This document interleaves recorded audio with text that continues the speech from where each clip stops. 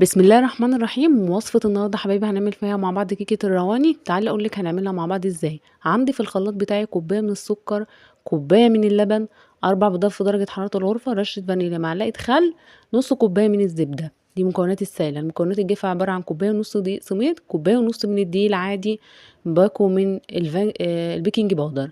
هنزل المكونات السائله على المكونات الجافه زي ما احنا شايفين مع بعض كده، ونقلبها كويس جدا. هيديني خليط بيكون تقيل شويه، اتقل من الكيك العادي. ونقلب كويس جدا. وبعد كده عندي صينيه مدهونه زبده، هنزل فيها بالخليط بتاعي، اكون مولعه الفرن على درجه حراره 180. بتاخد في الفرن معاكي 35 دقيقه وتطلع معاكي بالشكل اللي احنا شايفينه ده. هنسقيها مع بعض الشربات بتاعنا اللي هو عباره عن كوبايتين سكر وكوبايتين ميه، غلوا على النار لمده 7 دقايق. هتطلع معاكي بالشكل اللي احنا شايفينه ده. مفيش احلى ولا اجمل من كيكه الرواني. لايك وشير لو عجبك الفيديو.